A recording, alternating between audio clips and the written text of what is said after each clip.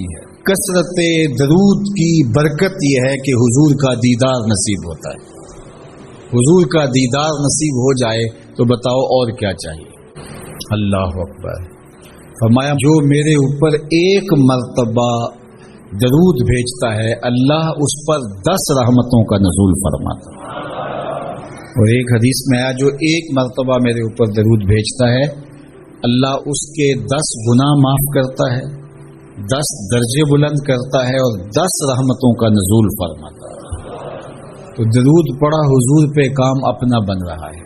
تو درود پڑھنے سے انسان کا باطن سنورتا ہے، اندر پاکیزگی نصیب ہوتی ہے، گناہ دھلتے ہیں، عیب دھلتے ہیں، پریشانیاں ختم ہوتی ہیں، مصیبتیں، آلام، مصائب، دکھ، ٹینشن، پریشانی جو کچھ بھی ہے یہ ختم ہوتا ہے۔ اور درود پرسکون بنا دیتا ہے انسان کو۔ راحت بخش ہے وظیفہ، سرور انگیز ہے یہ وظیفہ، نور بیز ہے یہ وظیفہ، ماحول میں شگفتگی پیدا کر دیتا ہے۔ اگر درود شریف پڑھو گے تو تمہاری بہت ساری پریشانیاں ختم ہو جائیں گی، تمہارے دکھوں کا مداوع ہوگا۔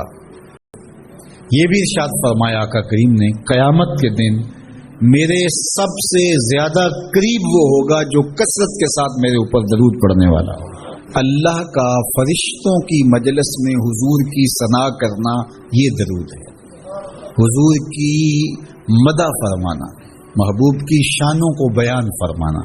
یہ صحیح بخاری میں صلاۃ کا ترجمہ حضرت ابو العالیہ رضی اللہ تعالی عنہ سے کیا گیا ہے۔ تو پھر درود کا مفہوم بہت وسیع ہے۔ درود شریف کے جو مفاہیم بیان کیے گئے ہیں ان سب مفاہیم کو یہ اپنے جلو میں لیے ہوئے ہے یہ درود۔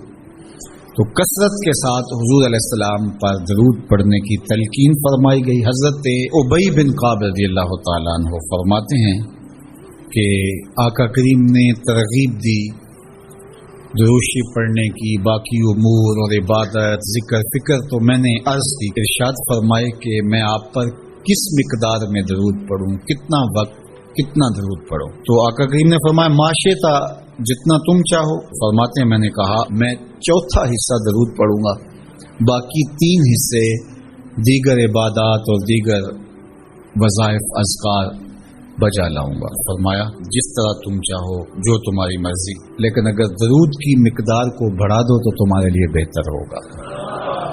تو میں نے کہا النصف، میں آدھا وقت درود پڑھا کروں گا اور باقی چیزیں باقی آدھے وقت میں کروں گا۔ فرمایا جس طرح تم چاہو، لیکن اگر درود کی مقدار کو بڑھا دو تو تمہارے لیے بہتر ہوگا۔ میں نے کہا کہ حضور میں 2 حصے درود پڑھوں گا اور 1 حصہ باقی وظائف اوراد بجا لاؤں گا۔ فرمایا جیسے تمہارا دل چاہے، لیکن اگر تم درود کی مقدار کو بڑھا دو تو تمہارے لیے بہتر ہوگا۔ فرماتے ہیں میں نے کہا حضور میں پڑھوں گا ہی درود، سارا وقت میں آپ پہ درود ہی پڑھتا رہوں گا۔ فرمایا پھر تمہارے سارے دکھ، تکلیف، اذیتیں، پریشانیاں، اس کے لیے یہ درود کفایت کرے گا۔